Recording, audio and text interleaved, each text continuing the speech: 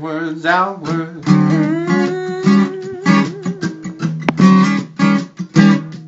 Inwards, outwards. Hello, hello, hello. Hello, hello, hello. Welcome, everybody.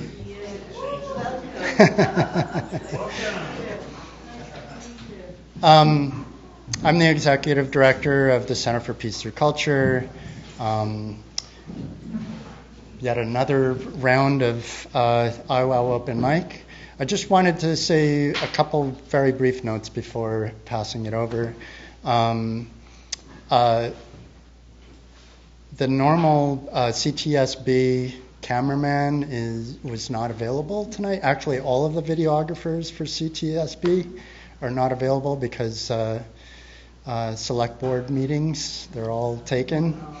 So instead we have Gabriel Doudna, who is he's never done this before. So this is, it's kind of fun in a way. Like we're very agile here, and we can make it work.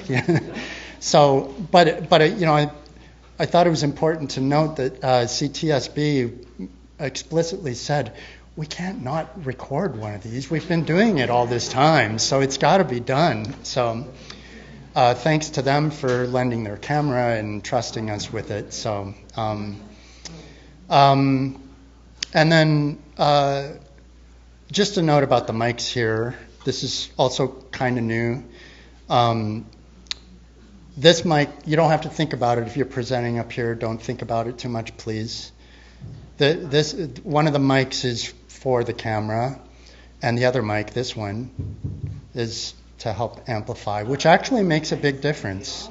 So, in either case, if you are able to, just try to stay here. I know a lot of people like to go off. It helps for the camera.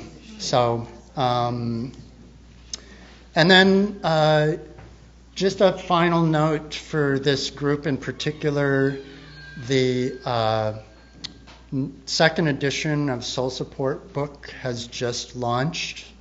And we literally just got our delivery like an hour ago. So just wanted you to know it's here, it's available. So anyway, on that note, I'm passing it over to our host.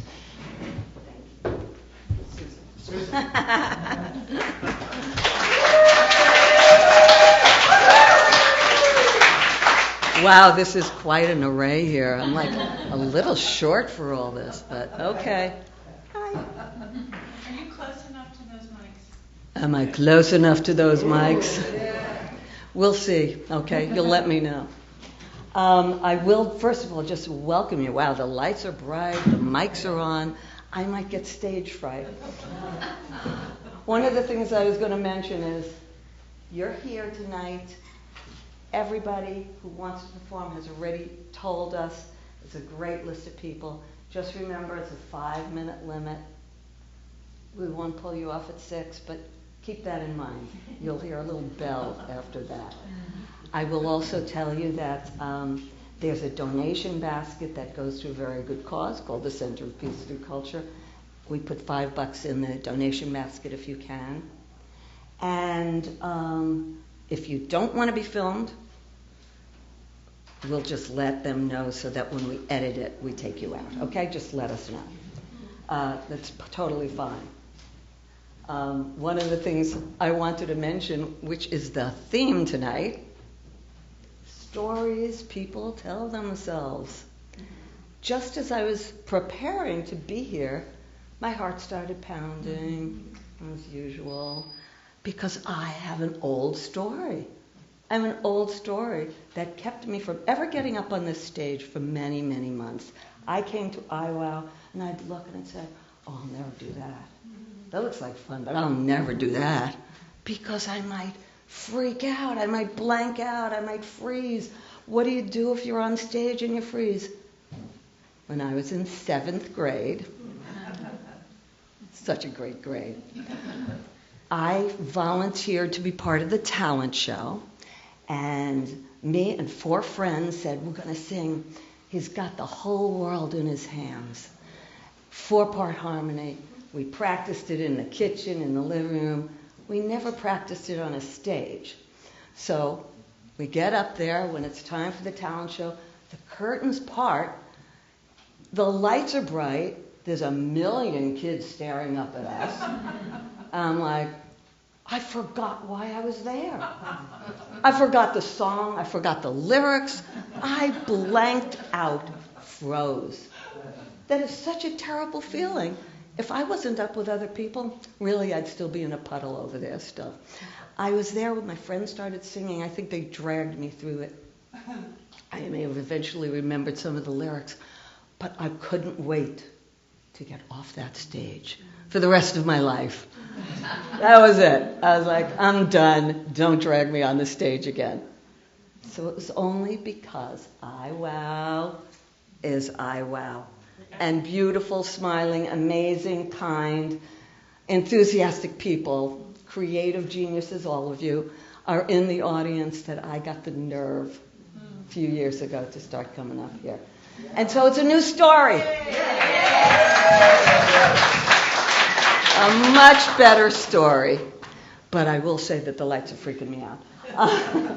So I am going to announce whoever's up next and then who's behind them so you get prepared.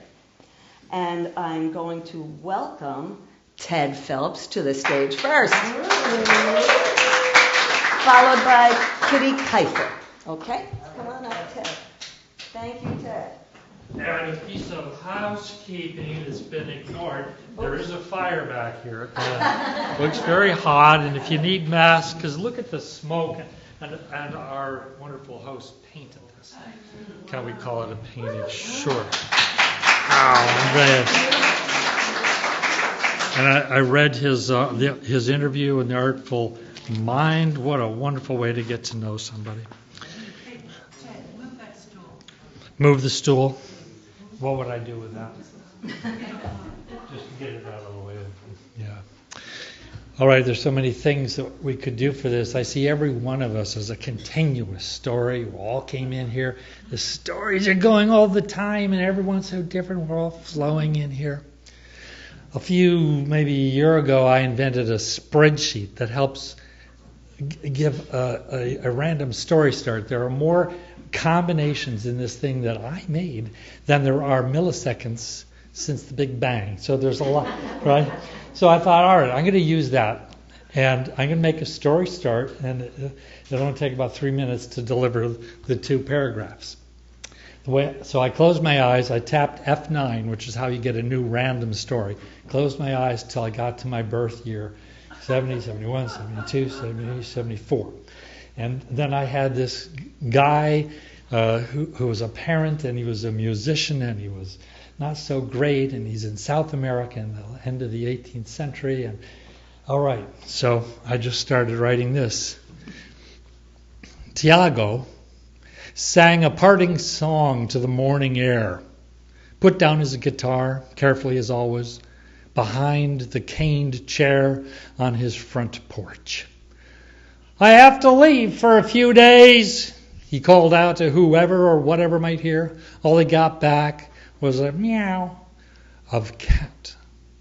And then another as it came up to his boot. He got the bowl of cow milk girl had poured before going to the creek. Tiago placed the milk on the floorboards near the door and picked up his musket and traveling bag. It was filled with salted meats, potatoes, 2 knives, and a bag of powder and shot.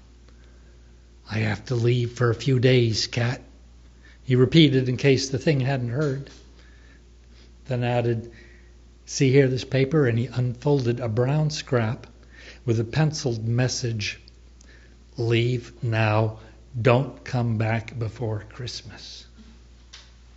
He had found it on the floor by his bed when he woke, scented with an ancient pine and mustard, and he knew it was flown there by crow, a calling from the only one who knew the slow burning in his spine.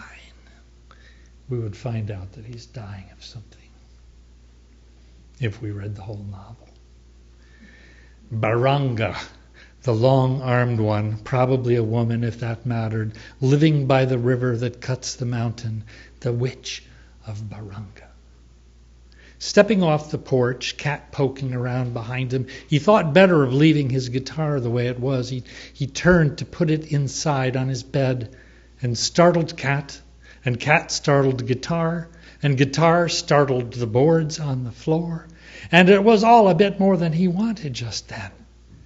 He stood looking. "Who's calling?" he whispered, and a gust stroked the naked back of his neck. "Better get another coat," he said to Cat. Stepped in, picked guitar off the floor, and took the fur hanging by his bed. And there, if his eyes were true, appearing on the bed as in the years of making, was woman, as craving as a living thing. "I love you, and I will join you this day in heaven," he told her, and then turned and ran out and down the pathway, past the hut where 3 boys were singing, past the creek where a girl was washing, past the boulder gates and into the woods, and then down, down, down, into the forest under the midday sun, under the afternoon rains, into the cool of gloaming, and into the arms of his witch, where his spine collapsed. And under cover of the medicine smoke, he slept.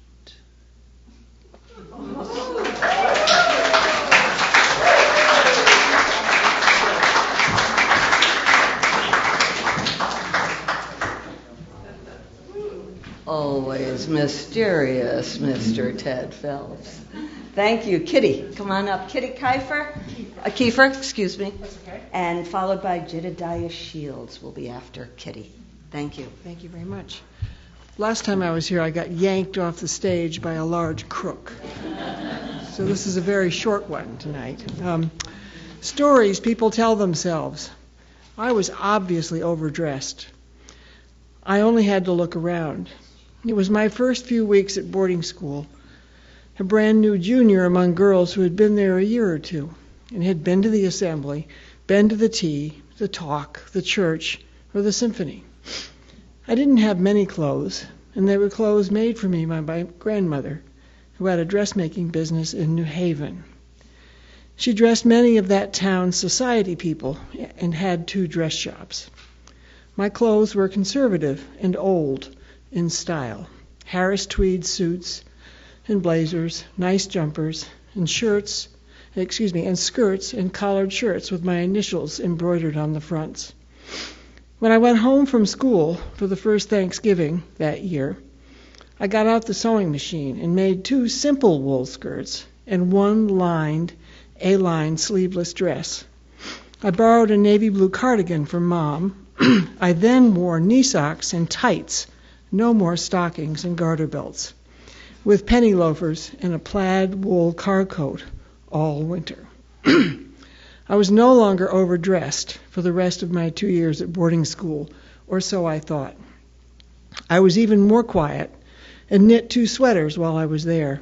I had enough private time to knit because I was never forced to go to study halls. My grades were good. My roommates, on the other hand, were in the study halls. I had our room to myself mostly. I still stood out, but not because I was overdressed. I was smart and a good competitor in sports. I was asked to serve on student government committees and was uncomfortable socially at the dances with the boys' prep schools. I finally stopped going to those when I figured out they were optional. That meant more time for knitting. And I had less opportunities to overdress because my grandmother had died right about the time of that first Thanksgiving at home when I had sewed some of my own clothes. Gram never saw the clothes that I made. She would not have been proud of how I looked. Appearances mattered to her, but not so much for me. Then I just wanted to blend in. Now college, that was different. I hit the ground running in the fall of 1969, and I brought the sewing machine with me. I had so much fun and so many options.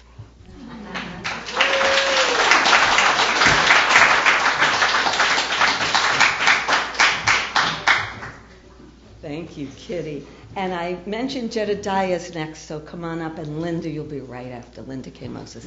Jedediah? Thank you. Did I say that correctly? Very well. All right, thank you. Is everyone okay with me sitting down? Can you all hear me? Yes. Okay. This somehow feels a bit early for my words, but we'll go for it. So this is with theme in mind. I call this the story of a new day.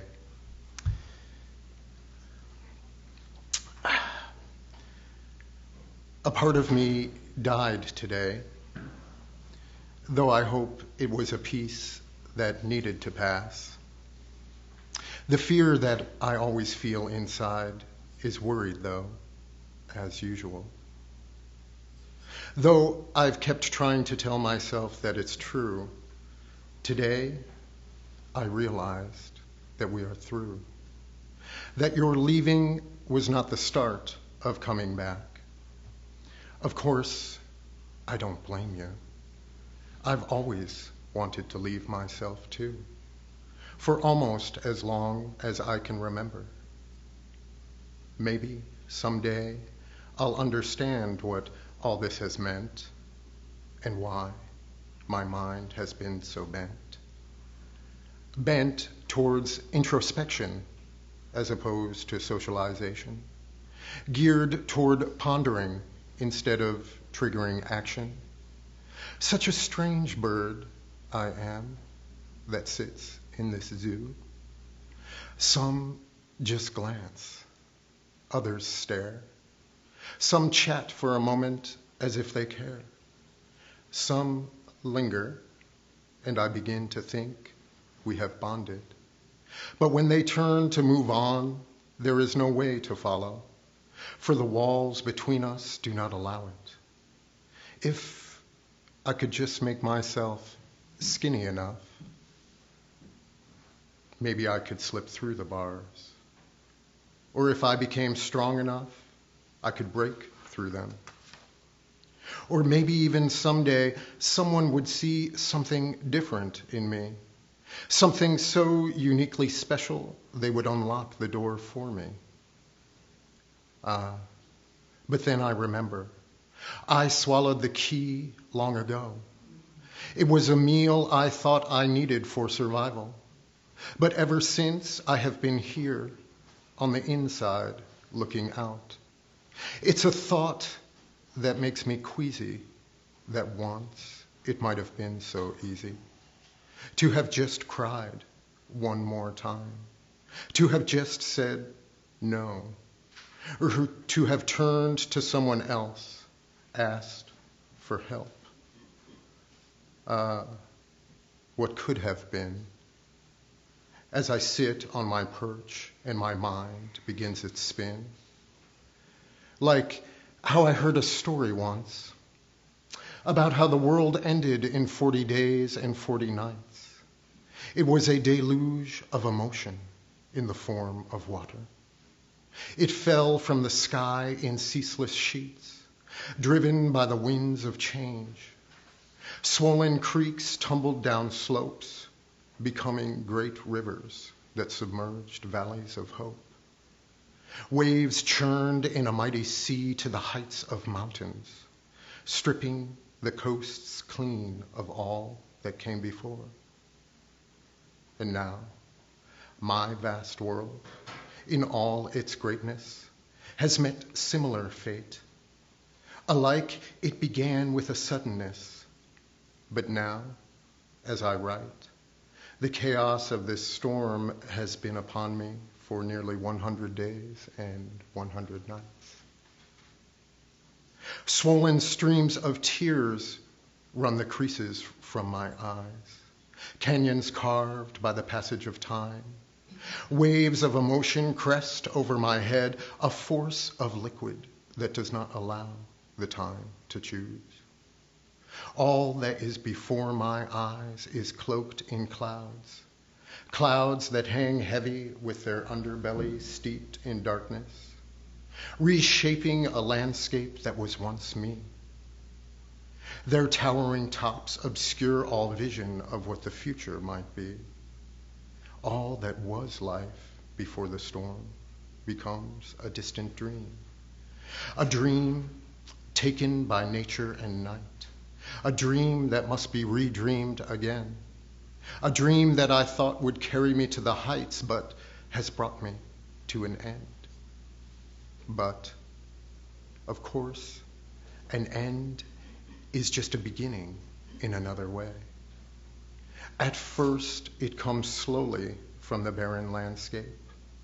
Perhaps a few roots buried deep within the body of being, having clung to the bosom of life, they will rise, having already been nourished. Next, thoughts and ideas form the lichens and mosses and ferns. Their growth begins to shield us from the relentless sun of a new day.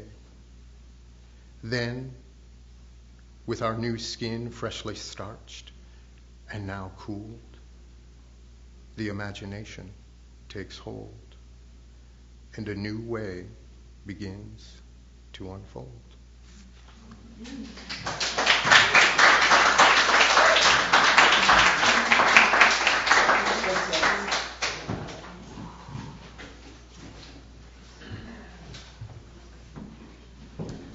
Thank you so much. Thank you so much. I welcome someone to their first IWOW. Linda K. Moses, an extraordinary artist, jewelry maker, painter, drawer, and writer. Come talk. Linda K. Moses.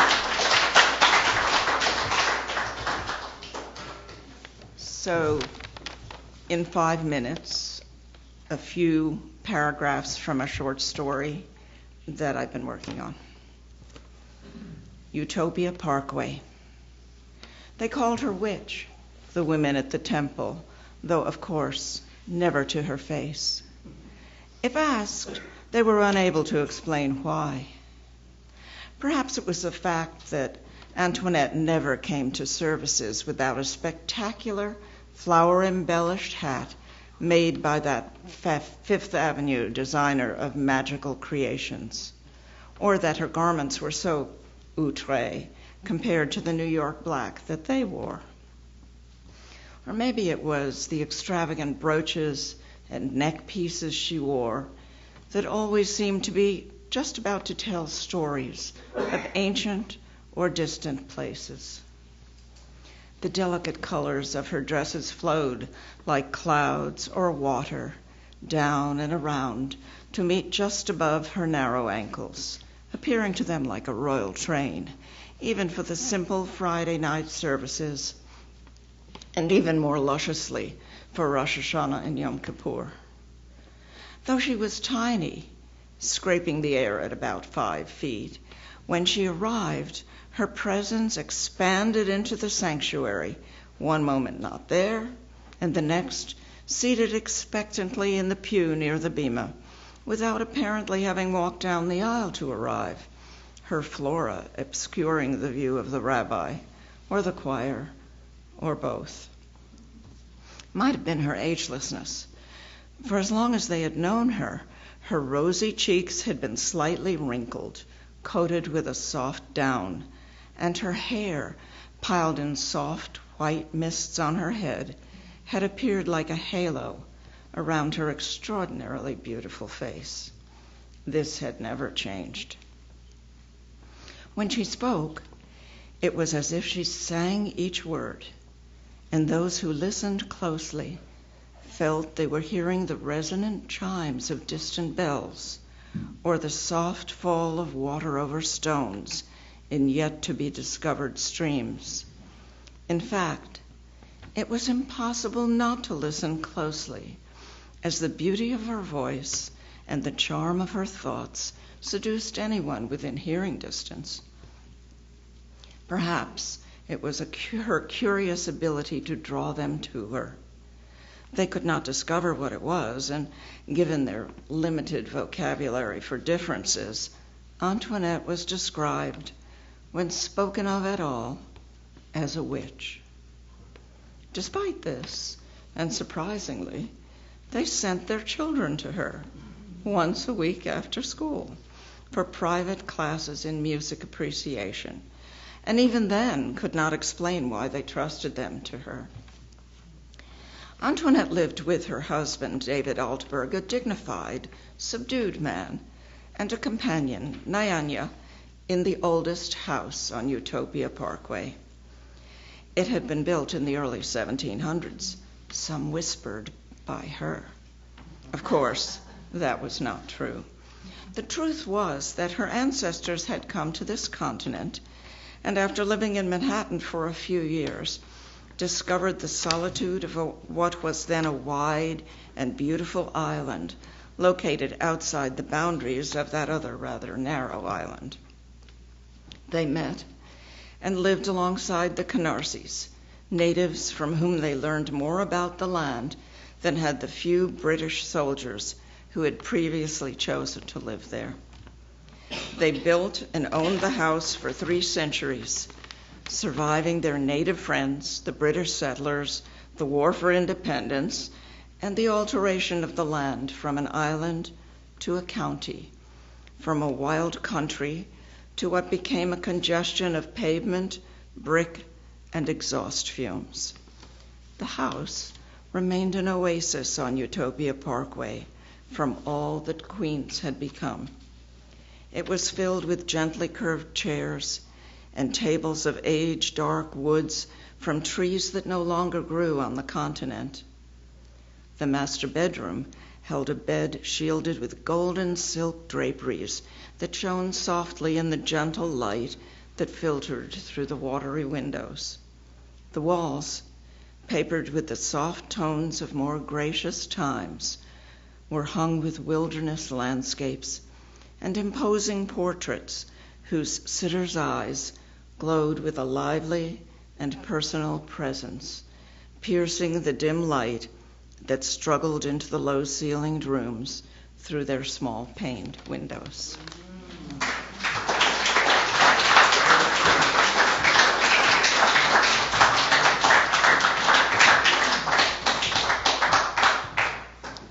We want to hear more. That was great. Thank you so much.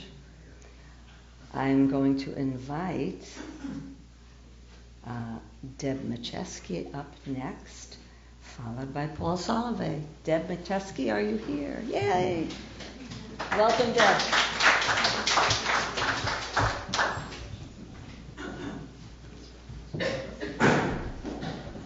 So in December 2016, that was the first time I got up on the stage. And what I did then was show everyone what was in my heart. So with 6 years passing and lots of things changing, here's my watercolor heart. It's a accordion file.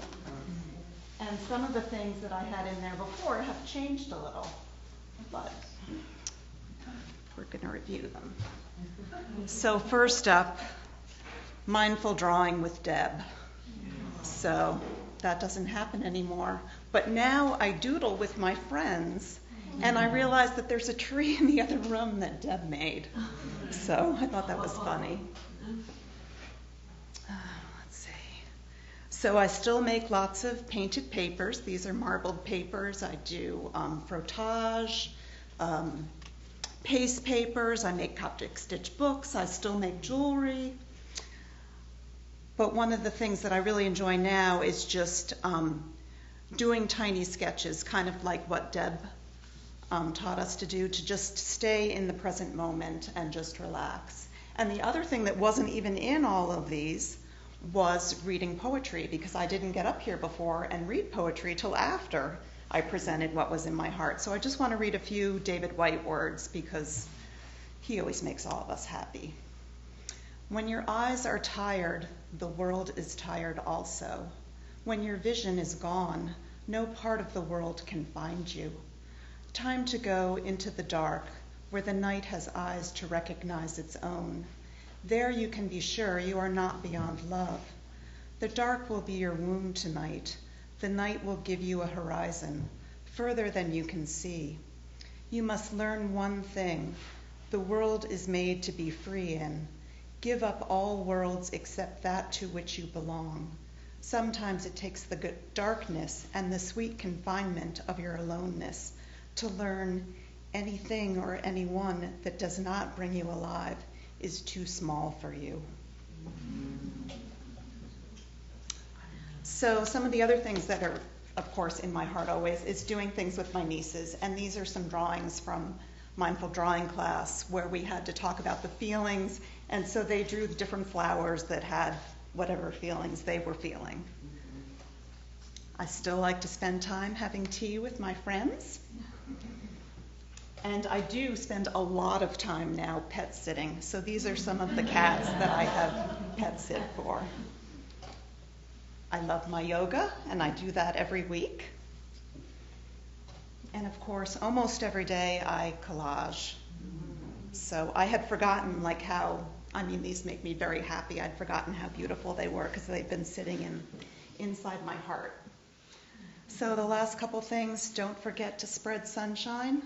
Very important after COVID. Make sure you reach out to your community with compassion and kindness. And don't forget to fill the world with love.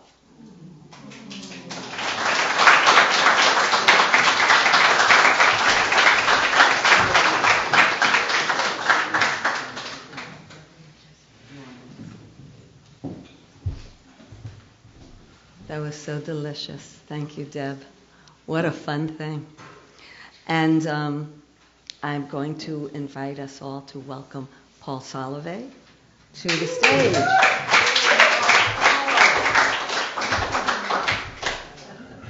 Thank you, Susan Salovey. Strange, we have the same name. I think I'm going to sit down.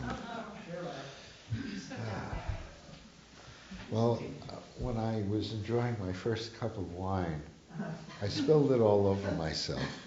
And I thought I'd have to make up a story.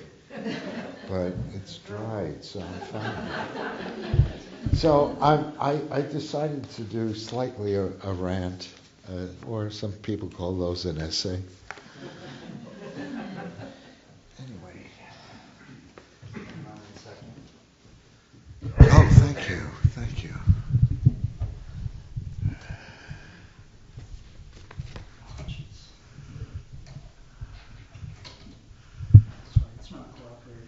Yeah, neither am I. Okay. Should I go testing 1, 2, 3? No. Of course, this evening is about stories we tell ourselves. Sometimes the stories we tell ourselves go public. Take this doozy. The election was stolen. Yes, that was the ever-popular falsehood out of the mouth of conman supreme Donald Trump-Loy. Chris Krebs, a Trump appointee, director of the cybersecurity agency of the U.S. government, called the election the cleanest in U.S. history. And for those reassuring words, the Donald fired him. But he couldn't fire the 60 judges that agreed with Krebs after the Joker Giuliani and Powell were left out of court. Yes, that story produced January 6th. And to this day, nearly 50% of Republican folk believe it. Are they that much dumber than Democrats? Or is it simply that old P.T. Barnum adage, there's a sucker born every day? So many days, So many births, so many suckers. Where's the Supreme Court when you need it? Oh yeah, they took away abortion. Okay, this way to the egress. The big lie is based on a big belief in the leader. Another name for the leader is Führer. Heil Trump. I don't think there is any doubt after the man had dinner with a Holocaust denier and an avowed neo-Nazi that the man is a fascist.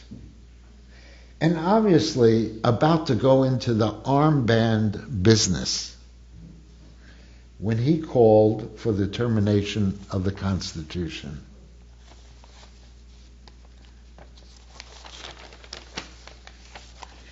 Into this highly combustible chili is a generous amount of QAnon, just enough to tickle the taste buds of the conspiracy set.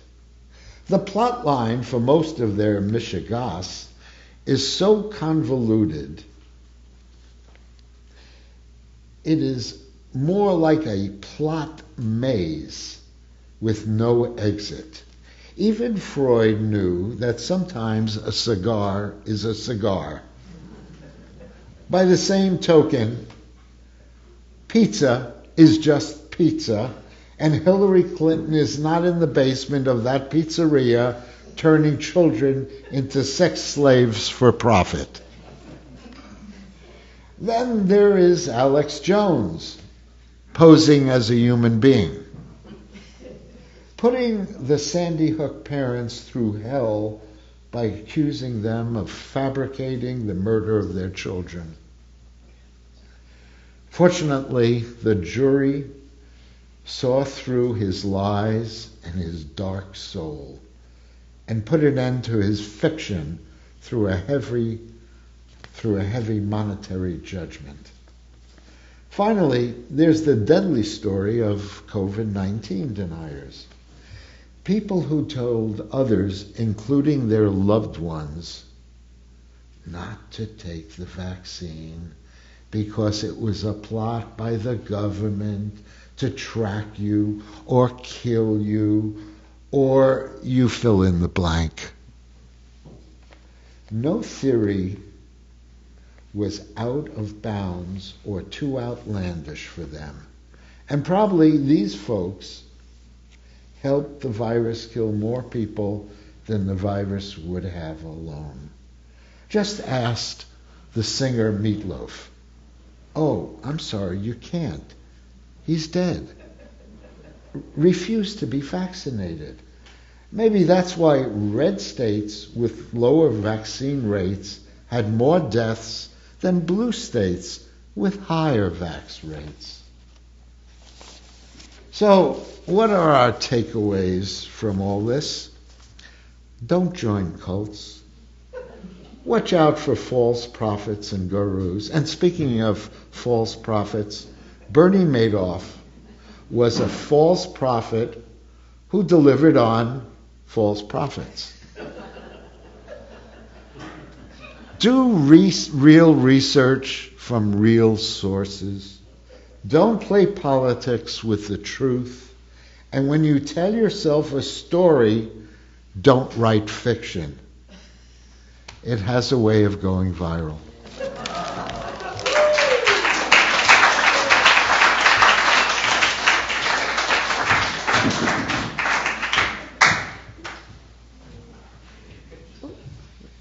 Shall I do this on my own?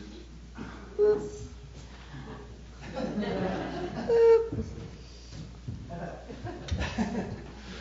Skills they have not taught me about hosting. Joanne Spees, you are next. Joanne will bring us some music, followed by Amelia. Are you here, Amelia? She's usually right here. So if Amelia's not here, it'll be Kristen after Joanne. Thank you, Joanne. Let's hear it for Joanne.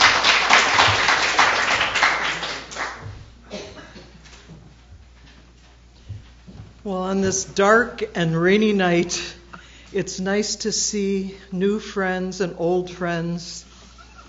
And I wanted to share a song about hands. One year, I work for Community Access to the Arts, and the theme for the year was Everyday People. So I asked everyone, I'd go room to room sometimes, tell me stories about your hands. And so this song came from that year.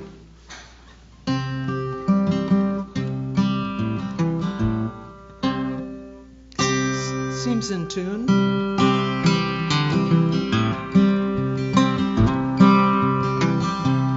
Look at my hands. My hands stayed young from all the bread I needed. Look at my hands. My hands got old from the sun and the garden I weeded. When I drove my car, I waved to everyone. I played bridge and poker, hardly ever won. Look at my hands. Look at my hands.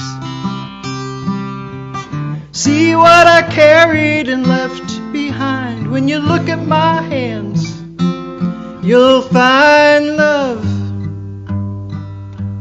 waiting. Look at my hands. How did I carry everything? Look at my hands.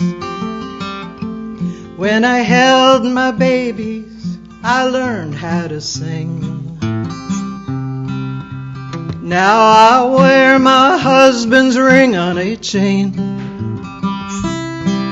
I will never find a man like that again. Look at my hands. Look at my hands. When I go to sleep at night, I turn out the light and I remember the stories in my hands. Look at my hands. I prayed for my son when he went off to war. Look at my hands. My hands kept busy. I didn't know what for. See what I carried and left behind. When you look at my hands, you'll find love waiting. Look at your hands. Let faith and hope enfold them. Look at your hands. Find another hand to hold. Hold them. See what you carried and left behind. When you look at your hands, you'll find love waiting. See what you carried and left behind. When you look at your hands, you'll find love. It's waiting.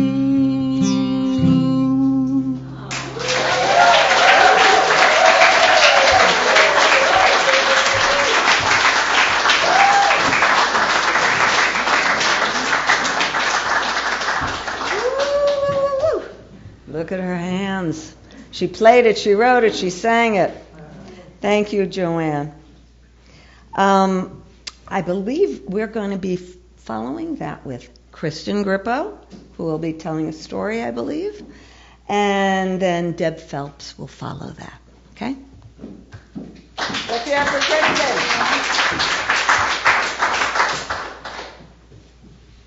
It is bright up here. I'll bring like a baseball cap the next time. Hi. So you know that the parable about the wolves you feed, right? I've been thinking about that and the power of story. Sure, and I had many to choose from, but I was thinking about this particular thread I've had for a long time about me and my non-athleticism. I was an art kid. I was happy being a weirdo under the table making doll clothes or doodling or whatever. And it wasn't really encouraged. My family's not really athletes. I was the kid, like, in elementary school when we played kickball. I mean, I hated gym in general. And they would be like, the boys would say, oh, Kristen's up, move in field. So, like, it didn't help me at all. My dad, I remember, like, one time I grew up next to my elementary schoolyard, and I remember one time playing catch with my dad, and clearly I remember it because I remember him saying, like, I'm throwing the ball, and he would say, oh, you're so plastic. You're so plastic. And that was it for me. Like, I was like, oh, I'm plastic. I can't. Clearly, I'm not cut out for this. Side note, I mentioned this to my father a few years ago, and I deeply regret it because he, this little old Italian man, he said, oh, now I got agita. And if you don't know what agita is, it's actually literally maybe like heartburn or indigestion, but agita also just sort of means like he felt bad. So I've forgiven him for that, but that stuck. That stuck, the plasticity, and I remember Coach, my elementary school coach was just named Coach. He was the same teacher my brother and sister had, who were a decade older than me. He looked the same, just like a little less hair. And he used to tell, when we did the basketball unit every year, he'd show the boys how to do the shoots and the layups. I don't know the terms clearly. And he would say, okay, girls, and when it's your turn, you just can go up and you just kind of chuck it like that. Come on. So no one even put any faith in the fact that me or any of my cohorts could potentially learn, right? And then in junior high, in between, when my best friend ditched me and before I met my high school beloved best friend, I had these interim buddies, Jackie and Tayshan, and they were athletes. And they would sort of try to get me involved, but by that point I just couldn't even fathom that this was something that was going to be enjoyable in any way. And so they tried to get me to play volleyball, but I was nervous and uncomfortable, and we didn't remain friends for too much longer. And I met Veronica, and we would just talk about boys and make things, but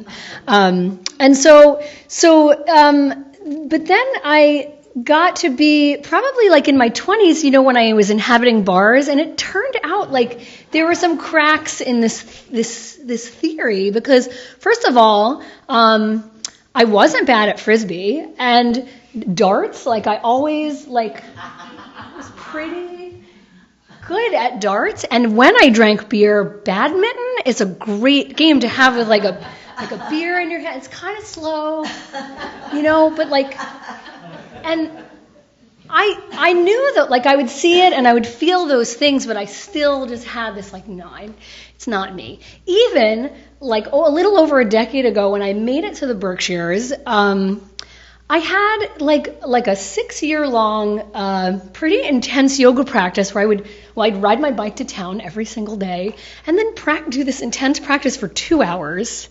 Guess what? Turns out being plastic is really great when you're practicing yoga, right? And I was doing wild things, touching my backwards, touching my ankles. And so I started to shed that belief, thank God. And finally, though, the final clincher, and so I'm here happy to report, now it's been just over 3 years I have a son. And my reflexes are I should have probably been a catcher or something, because it's almost like a spidey sense. I the juice, oh, the kid's gonna fall off the, like, sometimes it's even from behind, like, shoo, like, I amaze myself. So there's something to it, and so I'm happy to stand here before you and shed that story, and I'm going to stop feeding that particular wolf.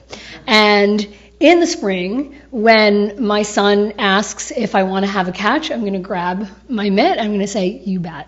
Thank you.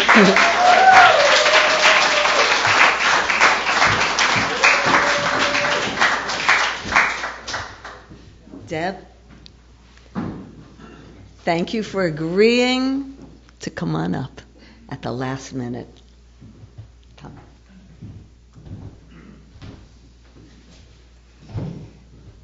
Well, like you, I don't consider myself a performer, so I might not look like one at all. But so I'm going to sing a song that the words are a few lines, maybe 4 or 5, from a poem by Victor Hugo called Dans l'église de, and it's about 30 pages long, this poem, but it's a few.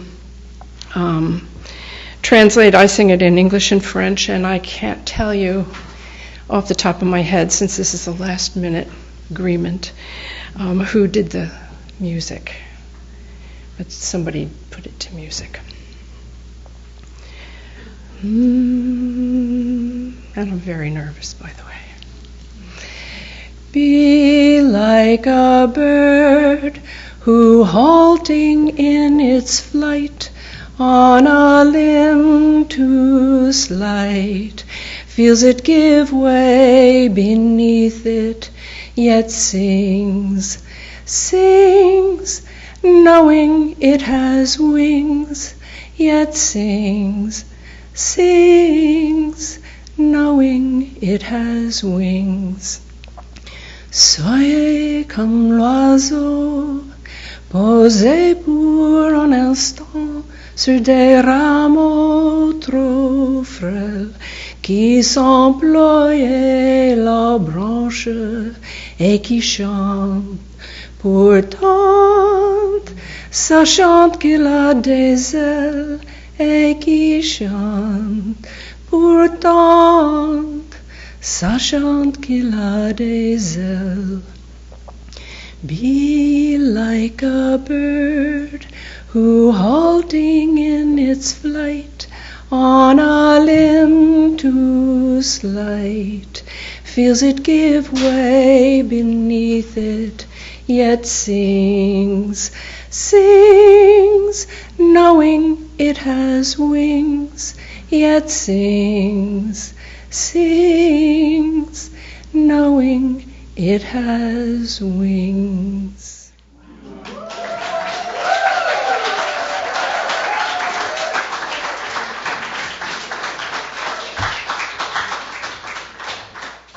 So beautiful, and in 2 languages. Thank you.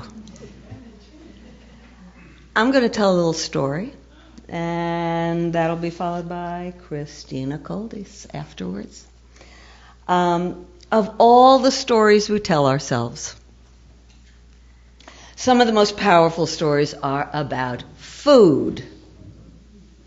Did anyone here ever, really overeat? You go to sleep, you wake up, and you say, I'm not even going to eat today. I'm so full, I'm not going to eat today. Whoa, how long does that story last? Okay, so mid-morning, you're like, maybe breakfast would be a good idea. We tell ourselves different stories all day about food.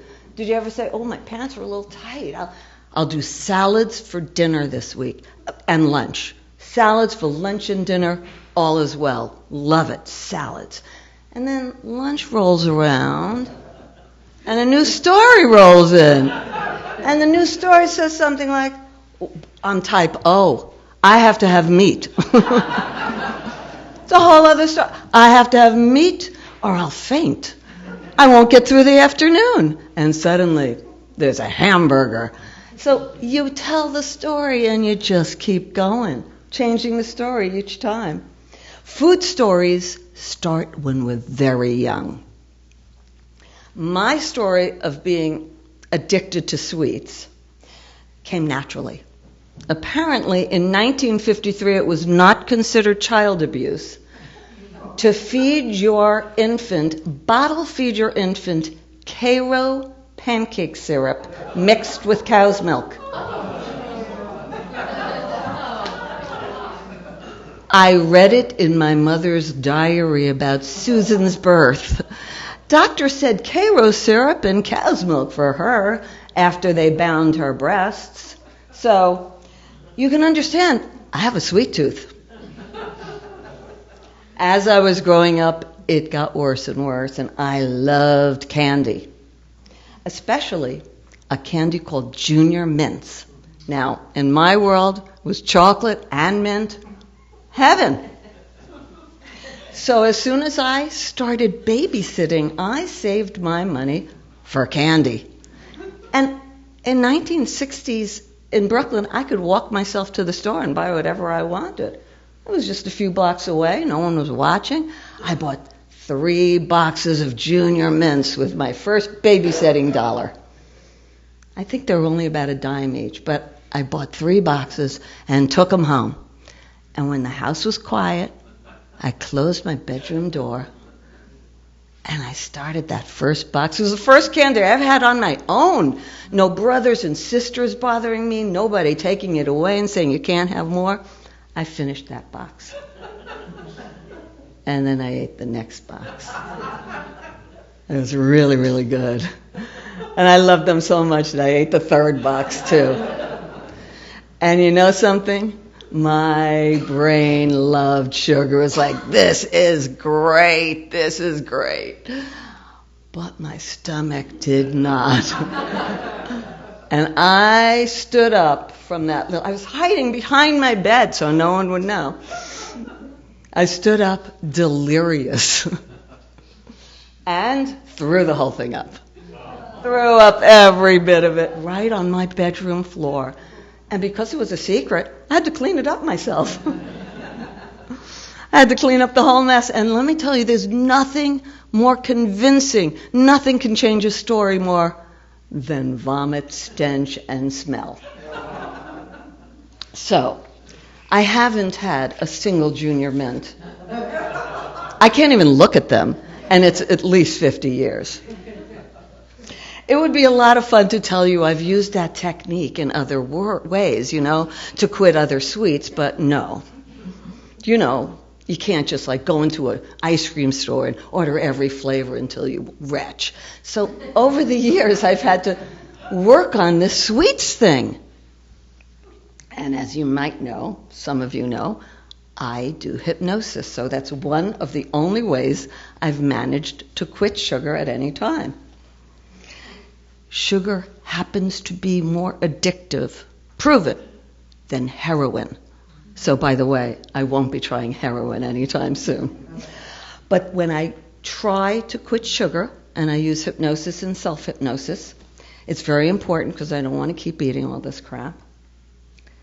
I picture the sweets, the candy, the pastry, the cakes, covered in vomit. And it really works. That's a story that really works.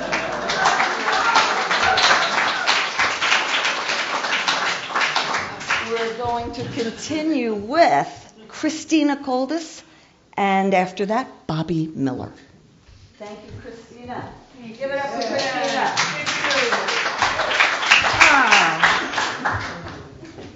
Yes, we have to sit down. Let's see. Oh. The auto harp is pretty loud, so my voice isn't.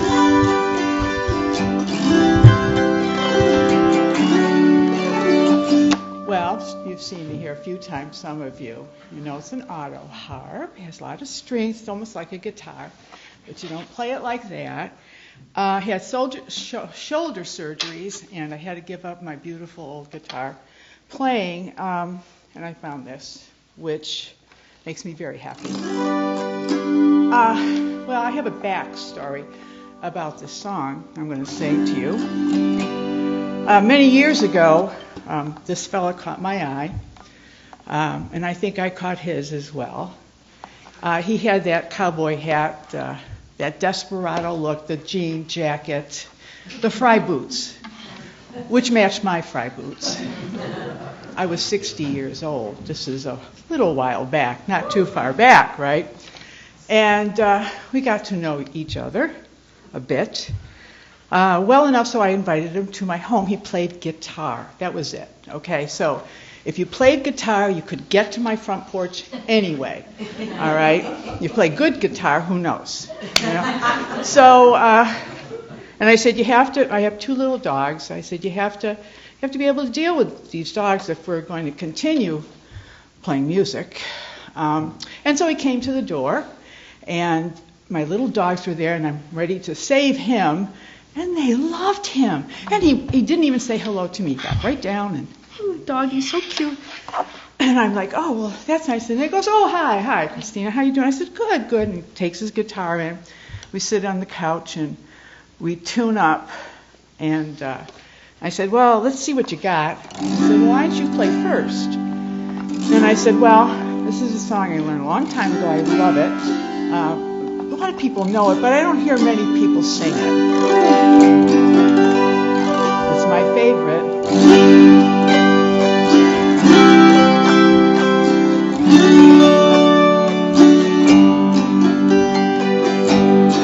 If today were not such an endless highway, and tonight were not such a crooked trail, well, if tomorrow were not such a long time away, lonesome would mean nothing to me at all. Oh, yes, and only if my own true love were waiting, I could hear his heart softly pounding. Only if he were lying right by my side, would I rest in my bed once again. I can see my reflection in the water. I can hear the sounds that show no pain. Oh, I can't hear the echo of my footsteps, or remember the sound of my own name. Only if my own true love were waiting, I could hear his heart oh softly pounding. Only if he were lying right by my side, would I rest in my bed again.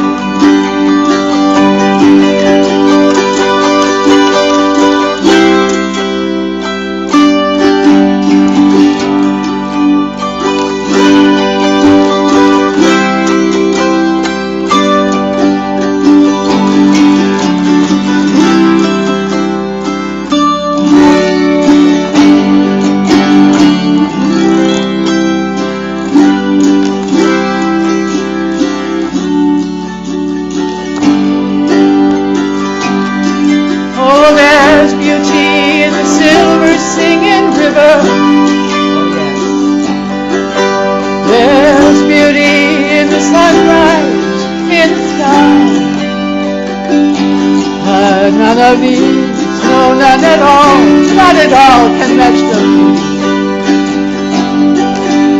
beauty in my true love's eyes. Sing it if you know it.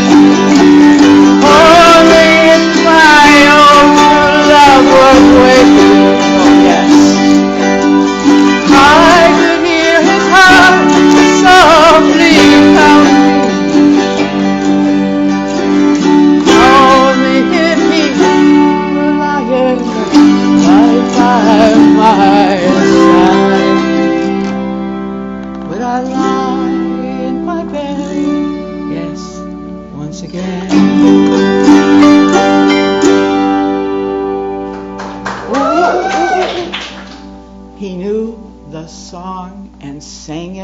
with me. We've been together for 16 years and celebrated our 75th birthday a few weeks ago. I'm sorry.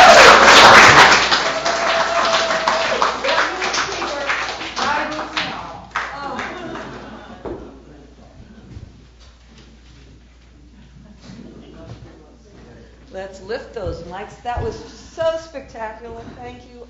Everybody has just been shining lights tonight. Thank you all. It's been amazing. Let's welcome Bobby Miller.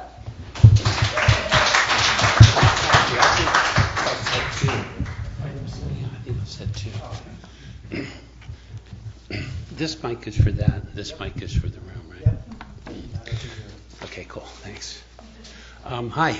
It's nice to come back and see you guys. I had such a great time when I was here last month that I finally found something I could do here, having moved here 2 years ago. So there's lots of things to do, but this is particularly good.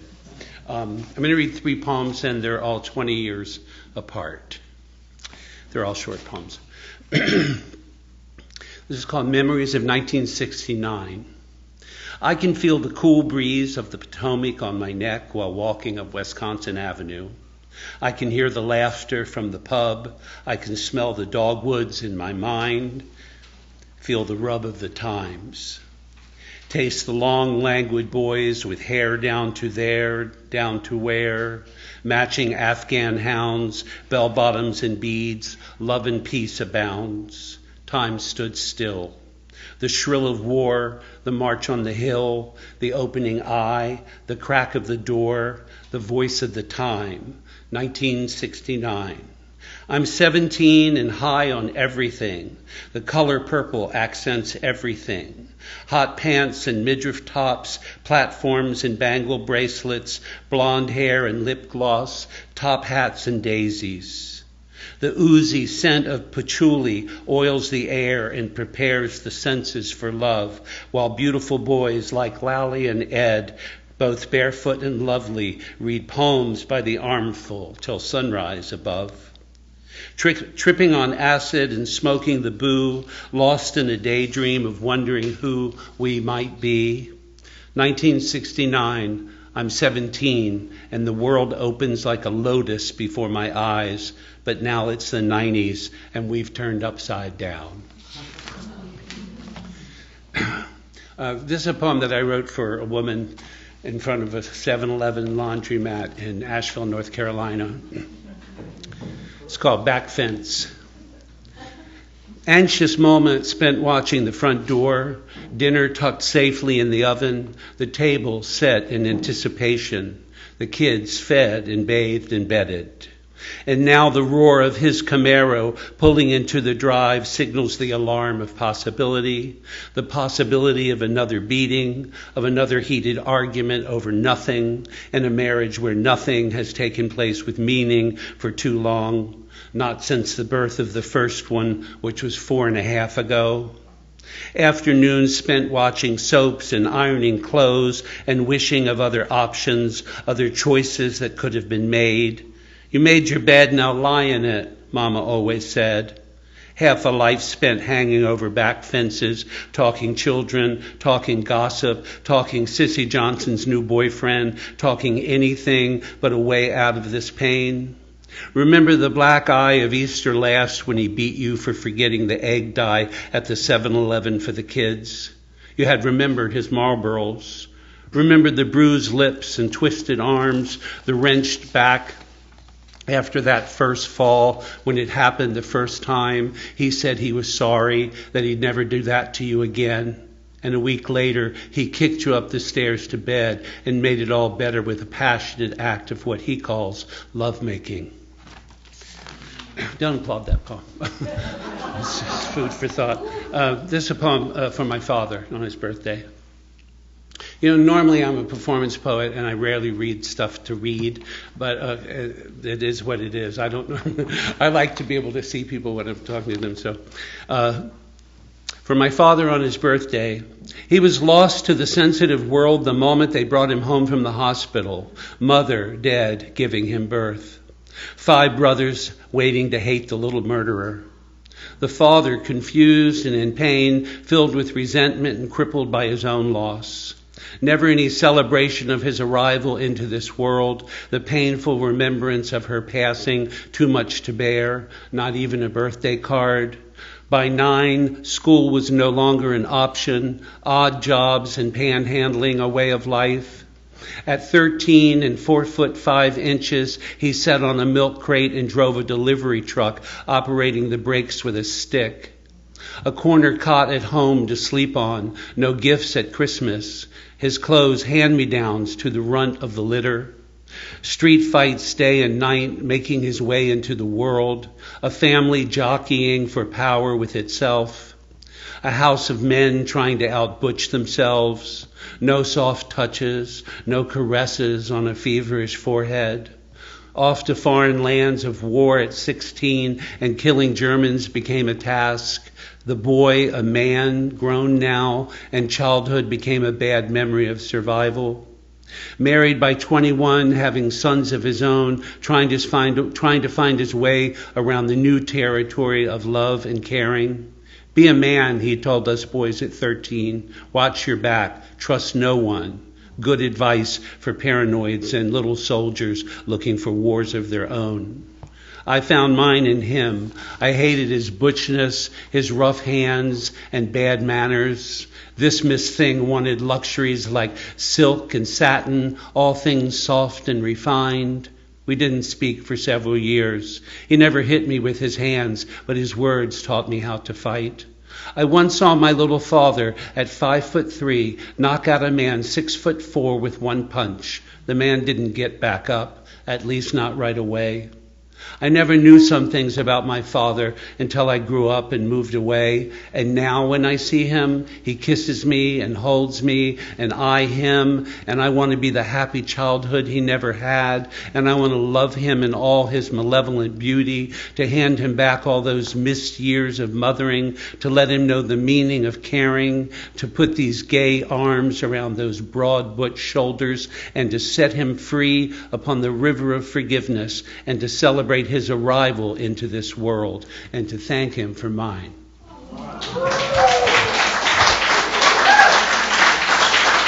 Thank you.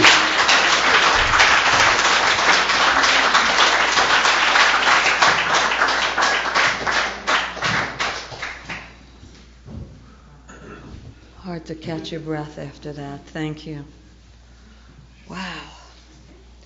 I am going to thank you so much, everyone, and invite Jeannie Bassis up. Jeannie Bassis. Forget Bassis. Jeannie Bassis coming up to sing. Yes. Woohoo. Followed by Amber Chand. And we'll give it up for Jeannie as we sing. I need a minute, Susan. What do you need? I need a minute. Oh, okay, no problem. We're all still recovering. Can I make a plug while we're waiting? Yeah. Jeannie, you want the music stand, right? Oops, I don't know what just happened. Oh. She doesn't use this.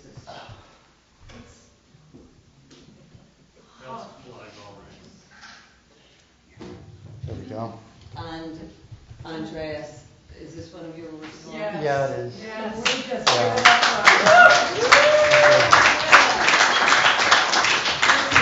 Spectacular. It's like you're making a whole art form of this blackboard for us. Just a playground. It is. It's a playground. You picked very, very evocative. As people are speaking, I watch the stars sort of shine around. Bobby, I hope I'm not putting you on the spot here. I am putting you on the spot.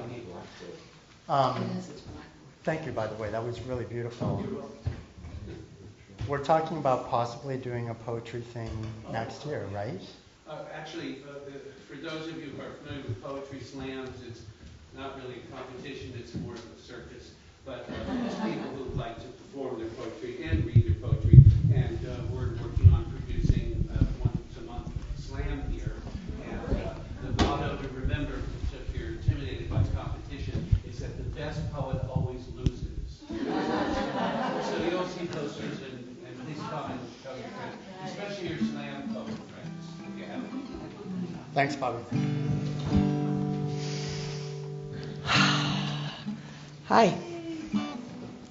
So last month I showed you all my brand new guitar, those of you who were here, but I know now it's a parlor guitar, a Larrabee parlor. All right, so tomorrow's my birthday. And on Thursday evening, I'm leaving to go to Colorado for a couple of weeks where my 95-and-a-half-year-old mom is. And I wrote this song. I think it's finished.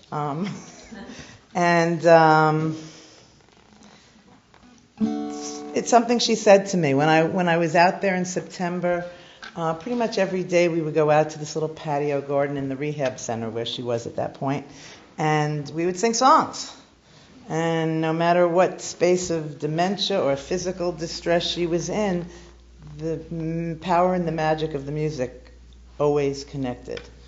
And one time she said when we were finished, she looked at me and she said, "We sang it all away." So that's the name of the song. You will hear that line now and again. If you want to sing along with me, you're welcome to.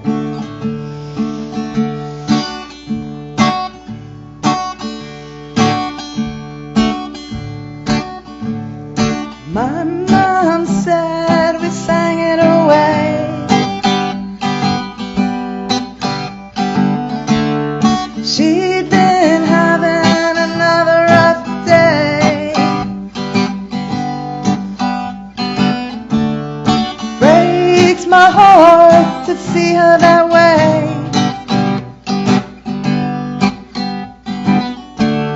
But my mom said we sang it away.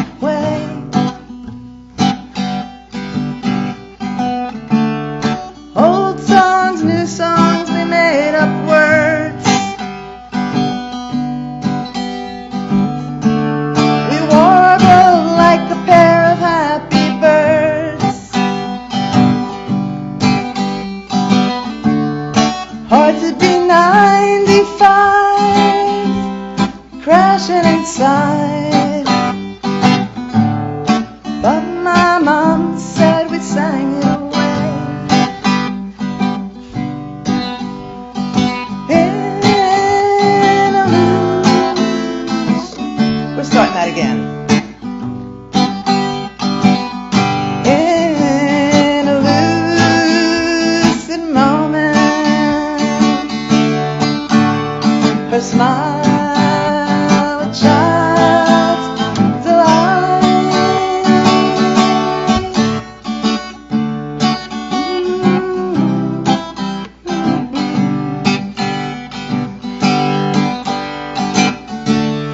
On the phone, I said I miss you. Her reply, I miss me too. Not all gone, not all there. My love is what I share. My mom and me, we sang it away. Try that. My mom and me, we sang it away. Sounds good. My mom and me, we sang it away. One more time. My mom and me, we sang it away. You know, fading is so much fun. My mom and me, we sang it away.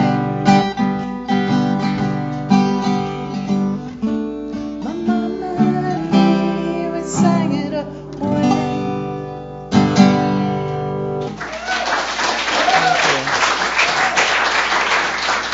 Thanks, everybody. And I kind of, in the last week, got back to wearing a mask again because I am traveling. So, this week, so. Da da da da da. Thank you. Thank you. Thank you. Okay. Thank you. Jeannie, you sang it away. Thank you. Well, let's welcome Amber Chan to the stage, followed by Renee Harvitt. Amber. Thank you. Wow, it is bright.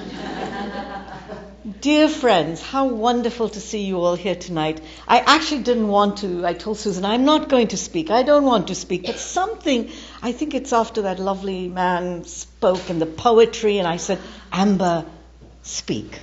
So, it's a story I want to share with you. Before I go on my global travels, I always have an intention of what I'm going to experience. And a month ago, I went to San Miguel de Allende.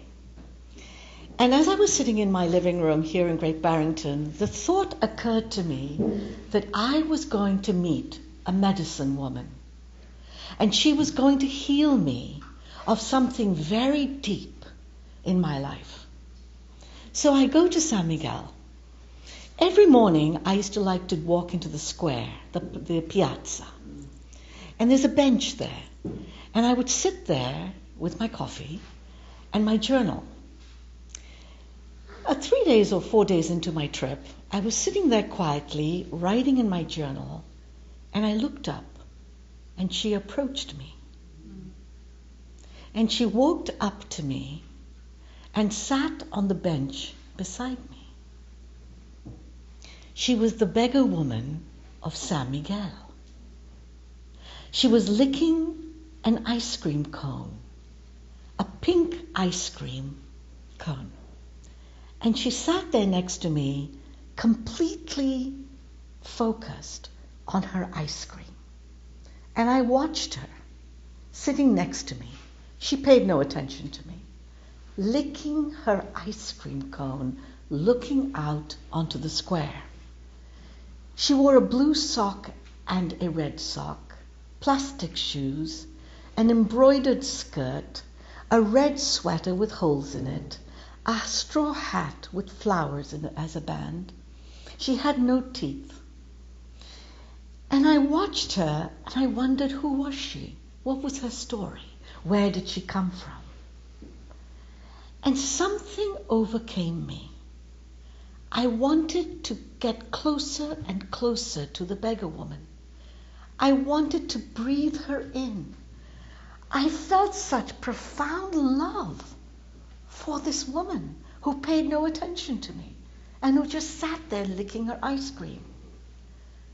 And suddenly, as I'm watching her, getting closer and closer, she must have been like, who the hell is this woman? But I'm just getting closer, and I don't know, I can't describe to you what I was feeling. And then I put my hand into my pocket and I pulled out a 50 pesos note. And my journal was in my hand. And I tapped her on the shoulder. And I handed her the note. She didn't say thank you. She took it. And then I opened my journal because just a few months ago I was in Maine on a bay and I had painted this blue watercolor sketch in my journal. And I realized the beggar woman perhaps had never seen water. San Miguel is in the Central Highlands. There's no ocean, there's no sea, there's no lake. So I showed it to her.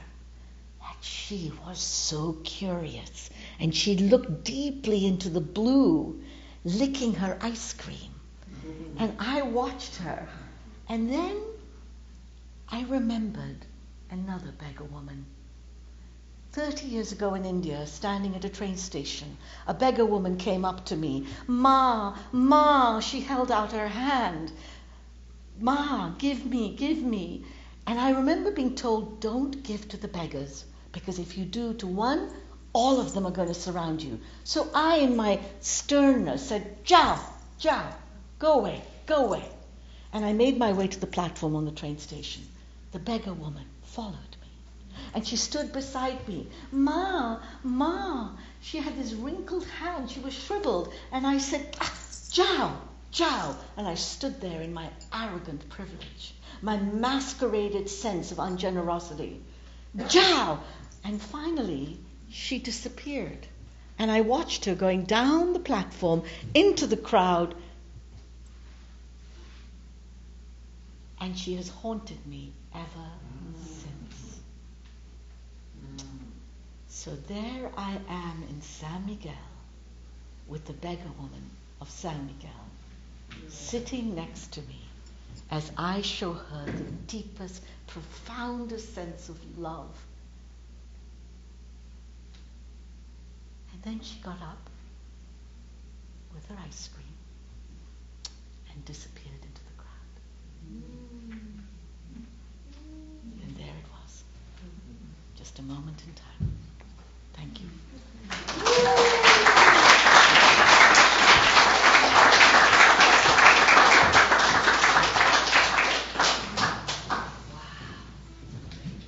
Talk about stories weaving together. Thank you for that. We have Renee Harvett is up next, and followed by Tina Sweet and James Schumacher. Renee, come on up. Let's welcome Renee.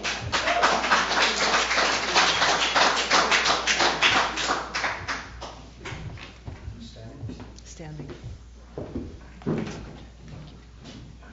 Wow.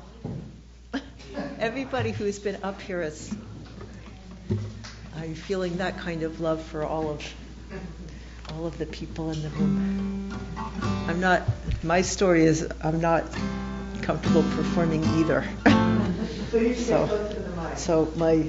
will. I'm much happier in a recording studio where you can Photoshop it afterwards.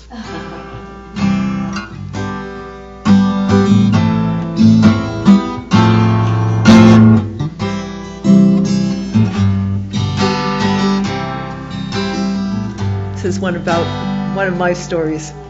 Everybody is somebody else's weirdo. I've always known that I was too weird for you. Everybody is somebody else's weirdo. But being too normal's a kind of a weird thing too.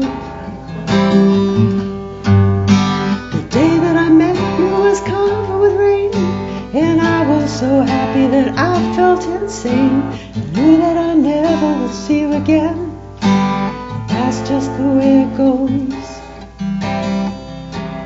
And time is a memory and time is a beer. I decided to try to move through all my fear, to try to get closer to what I hold dear.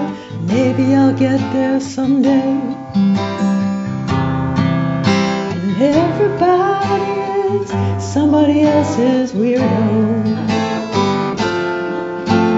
I've always known that I was too weird for you. Everybody is somebody else's weirdo. But being too normal's a kind of a weird thing too. I have been meeting some very nice geeks.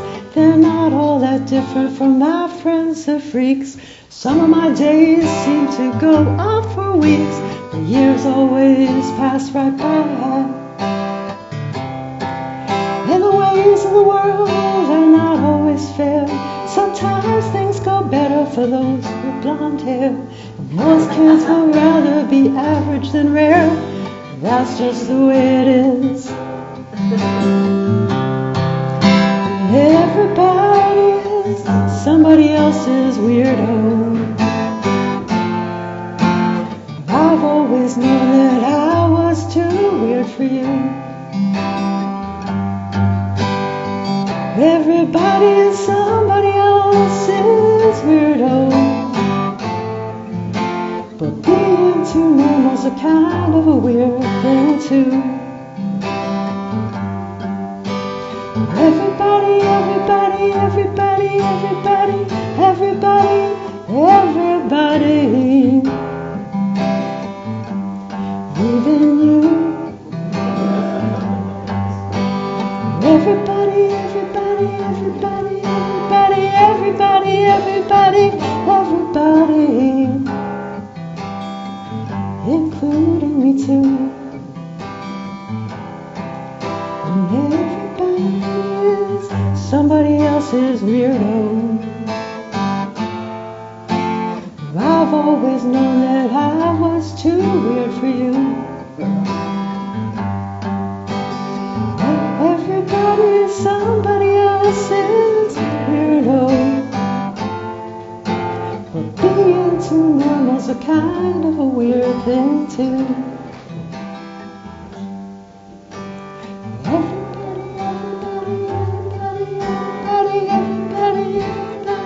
Everybody, even you. Everybody, everybody, everybody, everybody, everybody, everybody, including me too.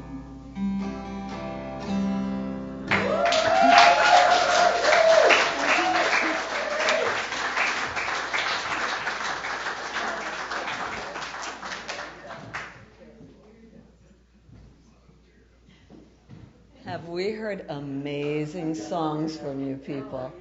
Just one awesome song after another, one beautiful story, one amazing poem after another.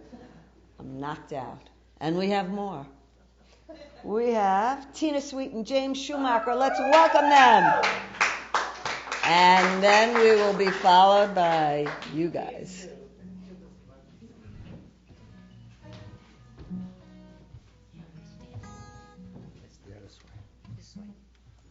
Hi. So this is our first time at this event. This is exciting. And we were thinking about songs and stories and things and decided that they are often one and the same. And with all the news that's happened and all the COVID that's happened and all the stories that are true or false or whatever, we decided a little song of hope would be appropriate. So this is a Kieran Kane song. It's not ours, but we love it, and all mistakes are intentional.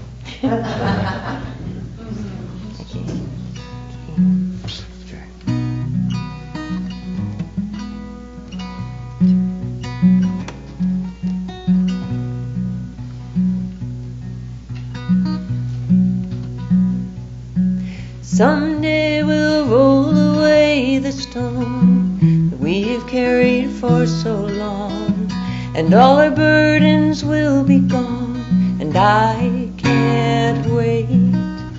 We will find our way to an understanding of all views, and no prayer shall be refused, and I can't wait.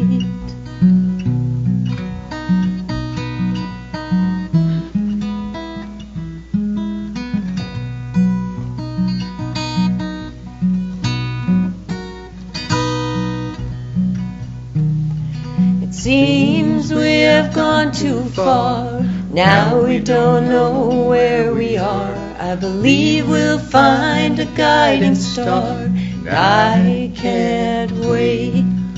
If faith is the final place where all fears have been erased and the locks have fallen from the gates, I can't wait.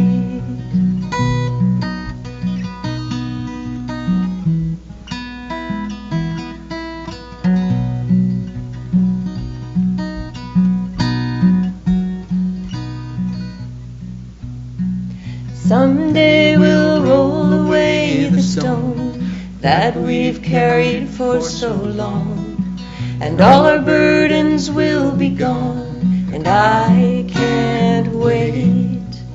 We will find our way to an understanding of all views, and no prayer shall be refused, and I can't wait. We will find our way to an understanding of all views, and no prayer shall be refused, and I can't wait.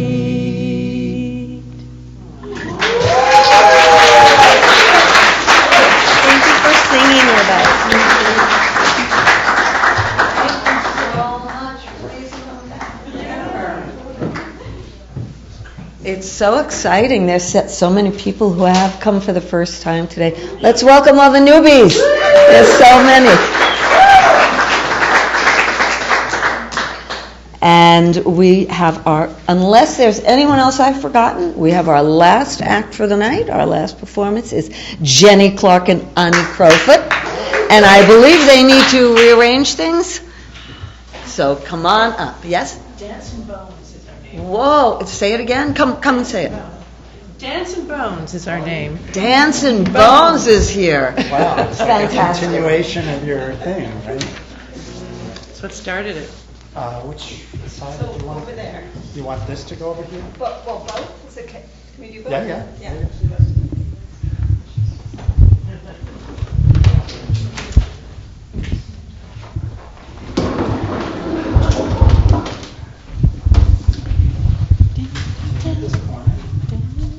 I don't know. Yeah, you can take it off. And I'll take the music stand.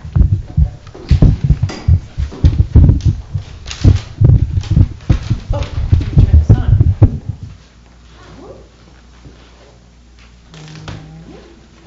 Where do you want to stand? So, hi everyone. We did a little act 2 months ago that was, should I be talking into either of these? No. Doesn't matter? Okay. That had a bunch of dancing bones in it. Oh, yes, let's move that. Move this. Move this? Yeah. Okay. So, that is the genesis of our new name.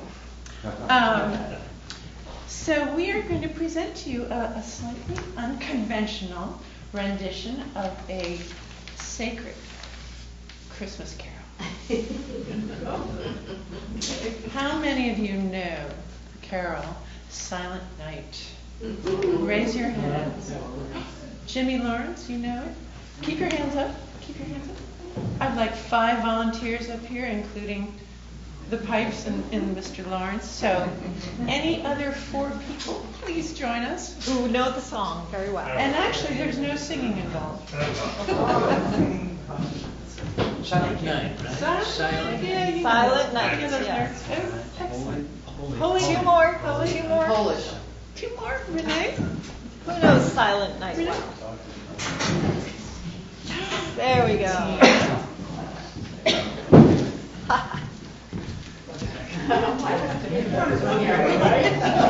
Jimmy, you can come over here a little bit. Spread out in a line.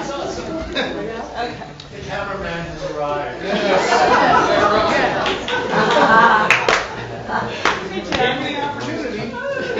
That's great. So, Dance and Bones, Ani, will now assign each of you a few mimes to perform to match the words in Silent Night.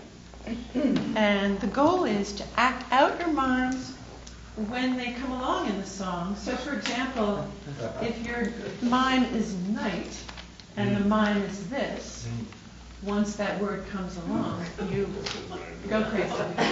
Go crazy. And I will play a little air piano as well to accompany you. And so, Miss Ani, please take it away. Okay. All right. So we're going to call you number 1. Okay. And you have 3 mimes. Just try to remember them. Sometimes they're going to repeat in the song, right? Like holy repeats, holy, holy. Okay, so silent, like this. Yes, good. Round young virgin. Round young virgin. Forget the prayer hands. So tender and mild. You got it? Silent, round young virgin, so tender and mild. Next, Tina. Holy and heavenly. Got it? Okay, Ted. All is calm. Wait, sorry. All is calm. Yep, all is calm. Got it. Mother and child. Peace. Peace. Peace. your turn. Night. Like the stars behind you. Night. Yes. Infant. You don't want me to change the diaper. Infant. Okay. And Jimmy, yours is all is bright. You gotta go. Like Rodney Dangerfield. Yeah, right. And then sleep. Okay, I'm going to call them out randomly, see if you remember. Wait a minute. Okay, just to give you a little dress rehearsal. Heavenly. Yes, good. Round young virgin. You. Night. Mother and child. No. You. Oh. No. Yeah. No. You. Yes, you. I birthed the baby.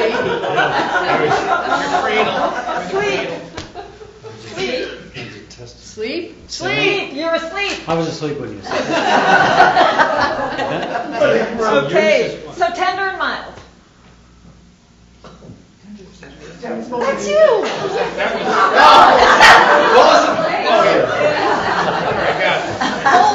Holy. Yeah. Okay, heavenly. Yes, good. I'm just getting you ready, because when the song comes on, you got to be ready. Okay, infant. Peace. Just think Richard Nixon. Okay. Sleep. Okay. All is bright. All is. What is it? All right. What was that? All is what? All is bright. All is bright. Okay. Are we ready? We're ready. Do you want me to stay here? For your air, should I go on the other side? All right.